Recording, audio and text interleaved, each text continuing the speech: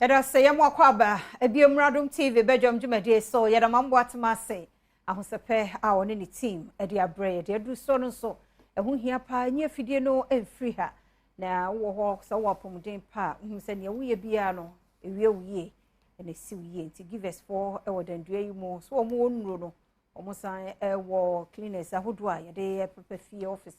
ene mi ahodo a eme na be kan yensa no pay yenim komo yemo achemu akwaba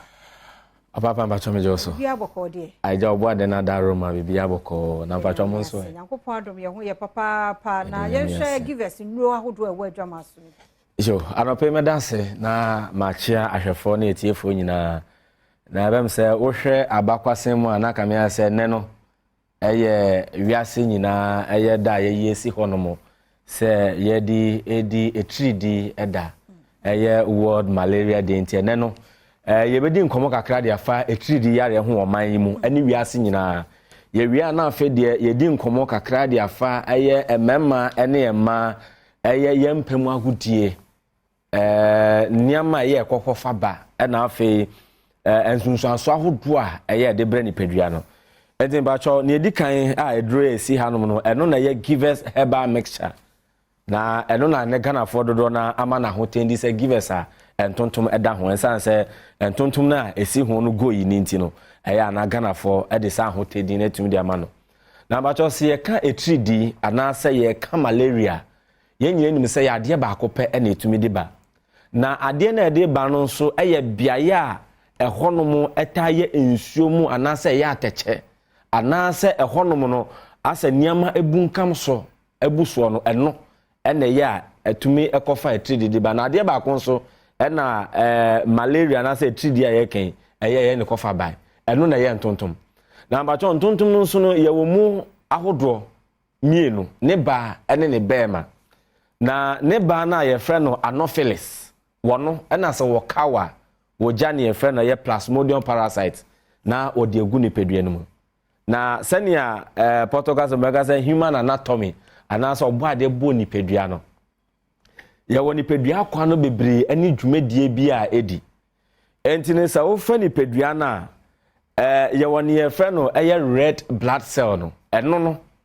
na obega se ye oxygen ani ye niama ya edi nya no no ene ya odidi efusa na oni pedua no na wo kyeche ene afa we enko ha we na beboa ni pedua no wa ha we nso ene mo ni pedua no ha na enumo na wa ye ni nyina awie no ene ye wo white blood cell no nia wachiche no red blood cell na chiche no mani pedua na nya no ne hu hia no anase SS1 no na fe the white blood cell no ade we yi de fini pedua no enti no se plasmodium parasite na aye ntonton ba ye fe no female anopheles ne kawa na bo za fe de ni moja na edi afra enti ebra aye red blood cell no chiche oxygen carbon dioxide ahodo de go ni pedua no wo de no nso ne ye den frɛ ni pedua no enti se wo immune system eye very weak ana se obeka se enkomo na ebo ni pedua no ho ban ano nye den a obon sa yire so a enefoa enum ne miensa akọ na otwe so no obehu ense na hobinum a ekere se etridi mu ani bi ana se plasmodium parasite no abani pedua no mu eni moja na den edi afra obon so obi wo honom na afi de ewa fihi obo no kakra ba ko ene ochena mienu na edi so na afi de mu ye den na so we de no ma nyehwe ene obo na no ye den a na wa pe niam bi atafre obi nso wo honom a obon se anope ya ye nyina ya so ya ba adwuma ne ho ye den pa na mo no onwu ya adwo no na afi de sa wo fihi o na afi da wo atiesi ni so prekope na afi de oni pedua ni nyina no wo pupu se che na so obi nso de ne ade no obi nso honom a aduane a ne ji ho pa se plasmodium parasite be ni pedua no se kim na afi de aduane bi anya na kono bio atenka ye dididi wonye bio ote aduane mpampam po a na asa ne hunu mu bon asa ye ne be pa cho se hu sansa ho ense na ho ni nyina na cho se ya de a entontom akaw amo ababeja ne efe no plasmodium parasite de gu ni pedua mu ntino enya ni pedua no nso nsensan so enti ne esa wo ye ni no abomoden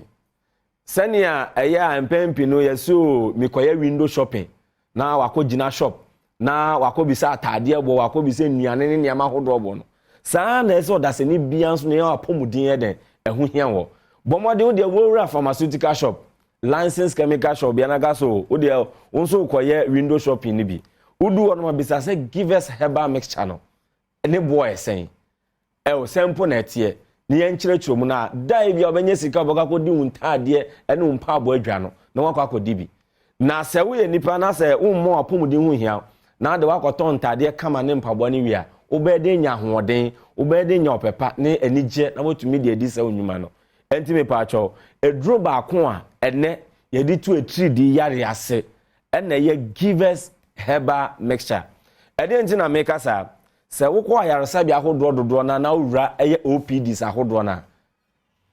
wiase kuba tom no mo hwɛ apomuden nsɛm so ede ba tu dwa sɛ yarewa ahodoɔ adane ade kye ɔmo de kɔ ayaresa bia no nia eye ne kofa ba na bi yetintima pa no eye 3D enti enfa se odi tipa ye ne koye wo ma hwehwe mu ana na ne kofa ba no eye 3D ene koma asa tipa no ebi obi nso ode hunam mrewo ana se hunam ya ne koye enti no nipa bia de wo hono mu a se wo ma waduro de enum ahuhia wo na wo ma give us herbal mixture give us herbal center yakofa dia ba adwaman so no eno so etumi eye den eboa oye pa enti bacho edroi uko herbal shop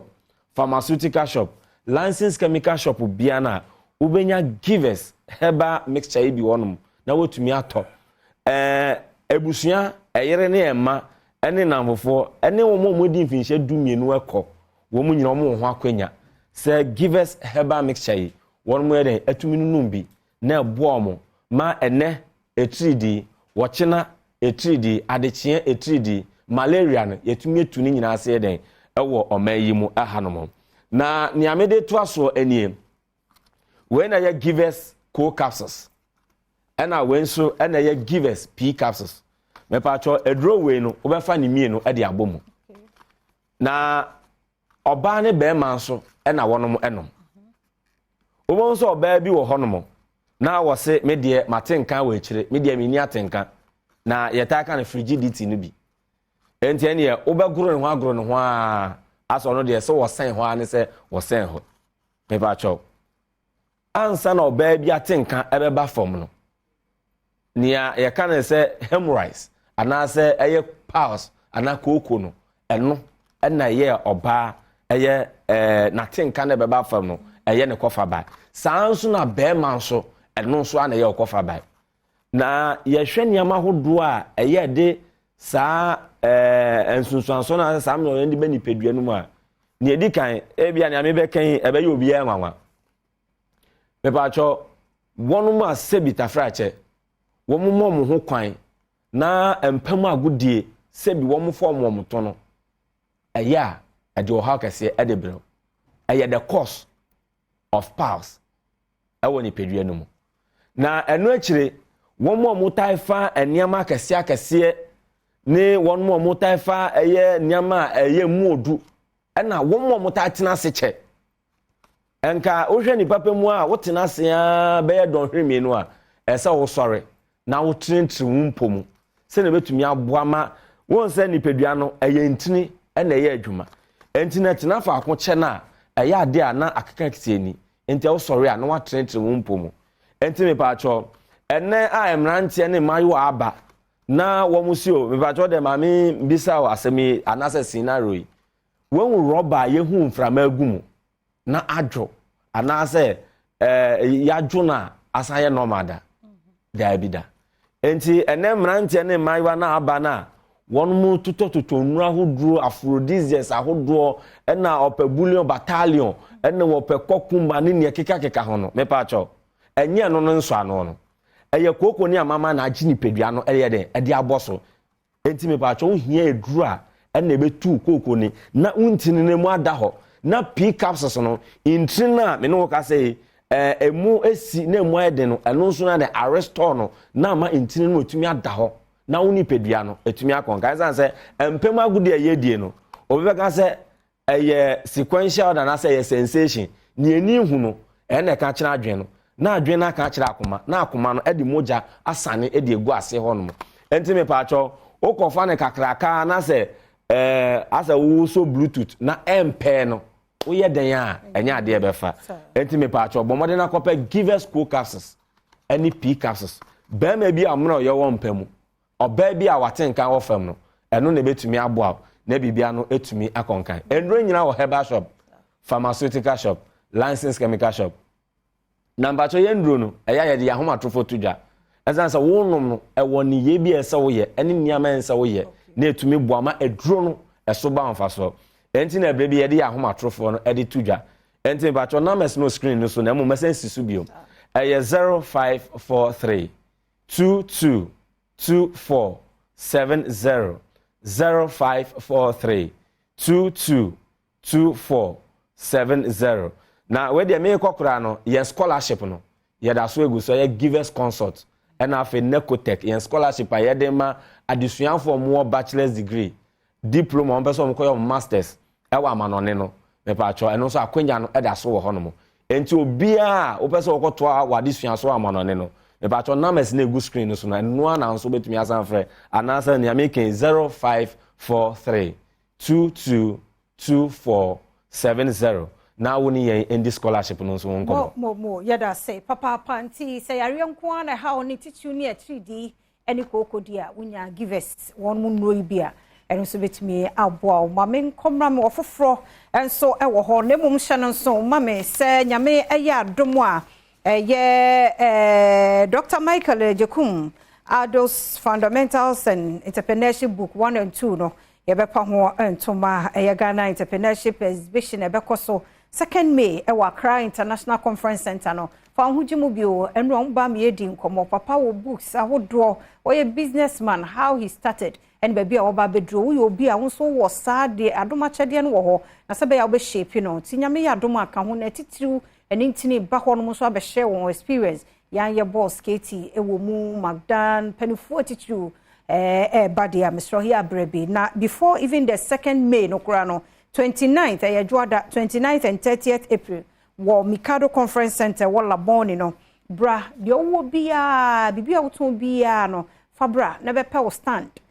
na wo peninti ye the number we be ma wo na so afre na wo niema na wo no ya bo hu dawro that day no de ma office nipa dodo no a ene be ba se wo 0508 110755 0508 110755 and 0592 409091 0592